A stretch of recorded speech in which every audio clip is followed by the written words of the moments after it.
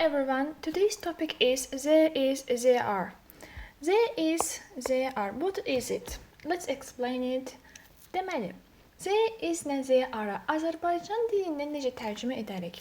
Əgər biz bir yerin nəyəsə bir şeyə malik olduğunu demək istəyiriksə, bu mücərrəd ola da bilər, olmaya da bilər. O zaman biz there is, there are'dan istifadə edəcəyik. Əlbəttə ki, to be'nin formalarından bildiyiniz kimi əmizar var idi. Buradakı is təkliyi, əgər şəxsimiz tək olduqda istifadə edirik, are isə şəxsimiz cəm olduqda istifadə edəcəyik. İndi gəlin baxaq görək bu cümlə daxilində necə görsünəcəkdir. We use there is, there are to say that something exists. Əgər bir şey mövcuddursa biz there is ya da there are'dan istifadə edirik. Deyir ki, there is a lot of noise. Orada çoxlu səs-küy var. Burada çoxlu səs-küy sizi çaşdırmasın. Səs-küy, yəni noise sözü sayıda bilməyəndir deyə ona görə is olacaqdır. Yəni cəmliklə heç bir aidiyyəti yoxdur. A lot of da həm countable, həm də uncountable, yəni həm sayıla bilən, həm də sayıla bilməyən isimlərlə istifadə olunduğuna görə mən burada sözümün özünə baxıram ki, noise səs-küy sayıla bilməyəndir, həmişə təkdə olur bu. Yəni və ona görə də mən iz qoymalıyam. Və diqqət etməli olduğunuz digər məqam isə biz there is, there are-ın there orada deməkdir. Here burada deməkdir. Yəqin ki, bu sözləri bilirsiniz. Deməli, burada bizim diqqət etməli olduğumuz nədir? Bir neçə şey sayıla bilər. Məsəl üçün deyə bilər ki, qonaq otağında şey var. Məsəl üçün masa var, divan var, stul var.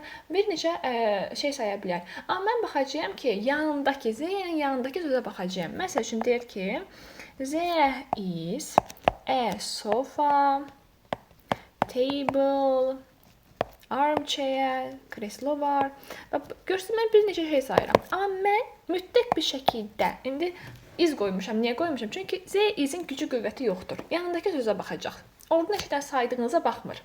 Yanındakı sözə baxır. Divan təkdədirmi? Baxın, artiklında qoymuşam. Təklik bildirən artikl. Və burada təkdədirsəm, o zaman mən bunları da artiklına qoyaq. Hətta mən heç artikl qoymayım, bunların hamısını cəmləndirim. Deyək ki, də hamısı. Deyək ki, masalar var, kreslolar var. Amma burada bir dənə divan var, hə?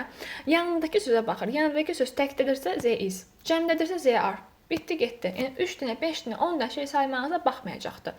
Yanındakı sözə baxacaqdır. Baxır ki, divan təkdədir, bir dənədir. Bitdi, getdi. İz qoyacaqdır. Yox, əgər qoysaydı burada, there are sofas. Sonra deyə bilər, məsəl üçün, a table, a chair. Baxacaq burada sözə. Görəcək ki, yanındakı söz cəmdədir, divanlar deyir də. Deyəcək ki, mən bura baxıram. Ar qoydum. Bitdi, getdi. Və biz bilirik ki, bir şəxsin nəyəsə sahib olduğunu bildikdə biz have got, has got var idi. Var, malik olmaq deməkdir. Əgər onları bilmirsinizsə, videolar izahda var. Ora baxa bilərsiniz. I have got. Məsəl üçün, mənim kitabım var, a book. Yəni, deyə bilmirəm, mən there is a book, I demək elə bir şey olmur. Yəni, şəxs bir şeyə malikdirsə, əşya və yaxud bir şəxs nəyəsə malikdirsə, o zaman biz have got, has got-dan istifadə edirik. He, she, it olanda has got olurdu. Məsələn, she has got a book. Amma yox, yerin bir şeyə sahib olduğunu, mövcudluğunu deyirəmsə, o zaman mən there is ya da there are-dan istifadə edəcəyəm. Sonra gəlin burada baxaq, deyir ki, to say where something is, bir şeyin harada olduğunu demək istəyiriksə, there is, there are-dan istifadə edəcəyik. There is a good restaurant at the end of the street. Küçənin sonunda yaxşı bir restoran var. Özə baxın, there is, there are-ın belə bir şey var ki, cümlə axırdan tərcümə olunur. There are some keys in that box. O qutuda bir neçə açarlar var. Baxın, görürsünüz, some keys. Cəmdədir. Ona görə də biz are qoyacağıq. Sonra, to say when something happens. Nəsə bir şey baş verirsə, onda da biz yenə burada istifadə edəcəyik. There is, there are-dan. Məsəl üçün, there is a concert tonight. Bu axşam, bu gecə deyir ki, konsert var. Yəni, orada nəsə var. Ona görə there is olacaqdır. Sonra, there are a lot of storms in the summer. Çoxlu tufan var yayda. Yayda çoxlu tufan olur. O mənada deyəndə də biz, baxın, storms cəmdədir, are-dan istifadə edəcəyik. İndi, o sayıla bilməyən söhbətinə diqqət edək ki, bizə daha yaxşı aydın olsun. Deməli, biz bilirik ki, an artiklını necə istifadə edirik? Təkliyi bildirmək üçündür. One-a bərabər, yəni bir deməkdir əslində bu. Sadəcə qısaldıb an yeyiblər. Bəs an-ə nə vaxt istifadə edirik? An-ı biz o zaman istifadə edirik ki, a car, yəni bir maşın. Samitlə başlayırsa, əslində baxanda sözdə yazılışında deyil də, bunu biz diqqət eləməliyik bunun deyilişinə.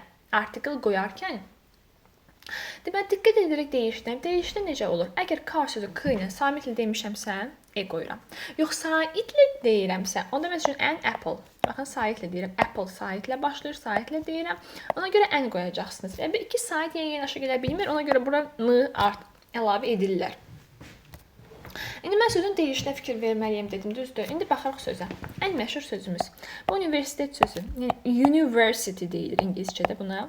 Universitet deyilmir. Azərbaycanca universitet deyilir. Deyirik, ingiliscə university deyirik. Yəni, y dedim, düzdür? University. Tələffüzdə bu çıxdı da. Mən burada indi saiti görüb, çoxu saiti görür, götürür bura deyir ki, hə də bu sait isə bu ən olmalıdır. Xeyr. University deyəndə y-ilə deyirəm axı. Mən demək ki, university deməliyəm. University deyə bilmərəm. Ona görə hər zaman deyilişə fikir verin. Məsəl üçün, bu söz saat deməkdir. Və necə deyəcəm? H-nı görüb, çoxu götürür, e-adır. Xeyr.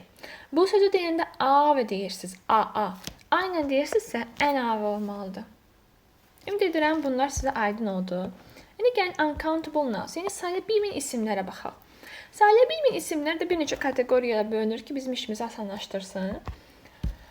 Kateqoriyaları bilsəz tapmağınız məntiqlə tapa biləcəksiniz. Məsəl üçün, deyir ki, yeməklər, içkilər, maddələr, bunlar hamısı sayıla bilməyəndir. Mən deyir, bunları saya bilmirəm. Pendirdir, baxın, çörək, bread, pasta, makaron, coffee, milk, petrol, fuel, yanacaq. Bunlar deyir, sayıla bilmir.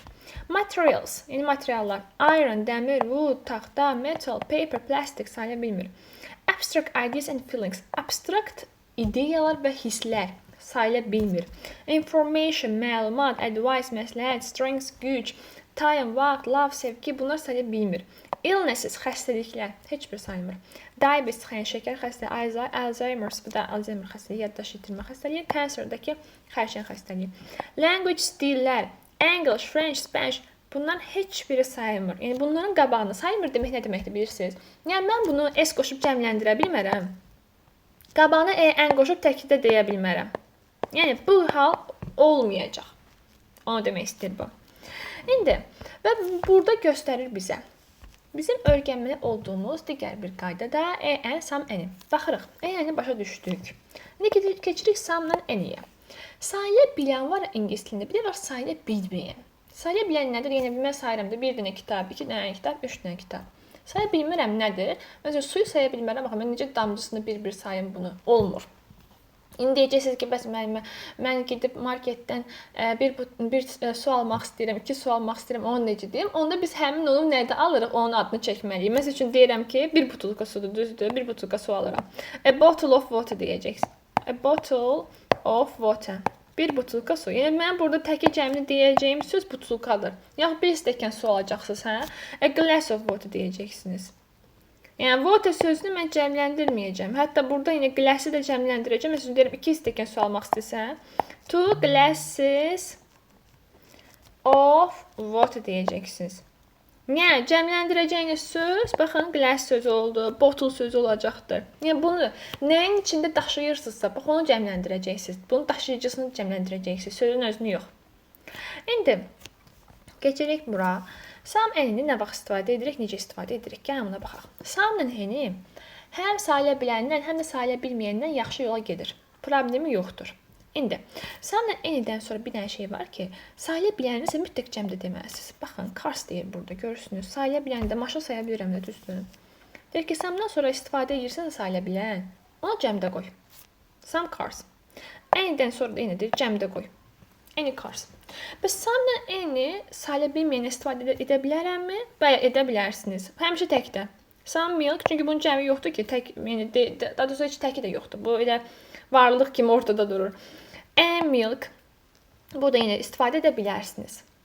Bura kimi aydındır, ümid edirəm ki, yəni samla əni sayıla bilənlə də, sayıla bilməyənlə də istifadə edə bilərsiniz. Bəs, ikisinin də mənası eynidir, onu deyim. Biraz, bir neçə deməkdir, sam da eynidir. Bəs mən hansı cümlədə samı, hansında əni istifadə edeyim deyə bir sual ortaya çıxırdı. Mən nə bilim ki, bura sam qoyum, bura əni qoyum. İkisi də eyni mənada axı. Hə, ikisi də eyni məna ola bilər. Amma işlənmə yeri fərqlidir. İndi necə olacaq? Əni biz sual və inkar cümlələrində istifadə edəcəyik. Sual, inkar. Sual cümləsi isə əni qoyun. İnkar cümləsi cümləsidirsə eni qoyun. Sami isə təsdiq və təklif cümlələrində istifadə edəcəksiniz. Təsdiqdə nöqtəli cümlədə adi təsdiq cümləsi, onda sam qoyursunuz. Bir təklif edirsiniz, birinə sual verər, təklif edirsiniz. Bax, onda sam olacaq. İndi gəlin bunun xırdalığını enək. Cümlə daxilində görək, biz necə bunu deyə bilərik. Onu daha yaxşı anlayacaqsınız. Məsələn, sam, adi cümlə. Deyir ki, we cooked some cookies. Biz bir neçə peçenyelər bişirdik. Baxın, adi təsdiq cümləsidir, düzdür? Bildiyimiz. Samdan sonra da cəmdə də sayıla biləndir. Heç nə, başqa heç nə lazım deyil. Bura eni qoya bilmərəm yəni. Çünki təsdiq cümləsi də adidir, heç bir şey yoxdur. Amma inkar suala gələndə eni lazımdır mənə. Baxırıq. She didn't send me any message. Deyir ki, o mənə heç bir mesaj göndərmədi. Baxın, inkar cümləsi. Bu boyda didn't çıxır ortaya. Deyir ki, inkardır bu cümlə. Və deyir ki, o heç bir mesaj göndərmədi mənə. Sonra, sual cümləsidir, baxın. Have you got any brothers or sisters? Deyir, sənə heç bacın ya da qardaşın var. Baxın, bizim dildə bu heç kimi çıxır.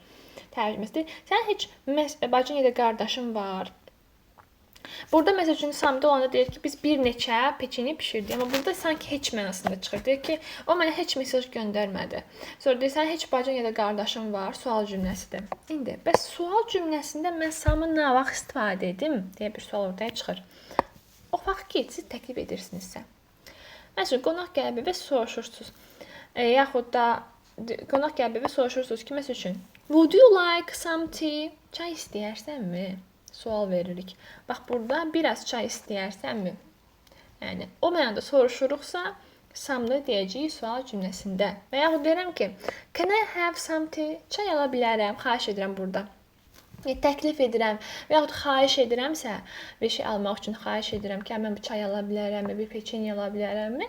Onda mən samdan istifadə edəcəyim sual inkar cümlələrində.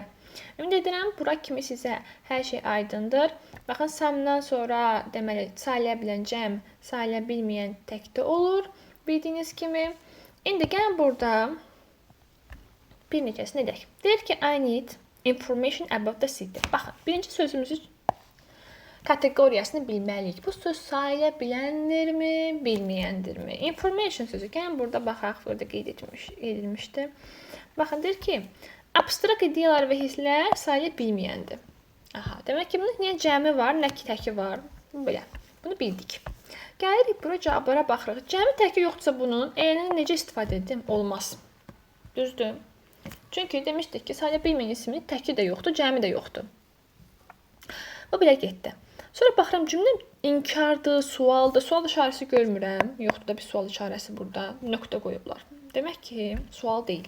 İnkar. Don't, not. Burada not varmı? Baxıram, görürəm, yoxdur. Yoxdursa, bu eninin yeri də yoxdur heç. Qalır bir dənə sam. Təsdiq cümləndə sam olurdu. I need some information about the city. Deyir ki, mənim biraz informasiyaya ehtiyacım var şəhərlər haqqında.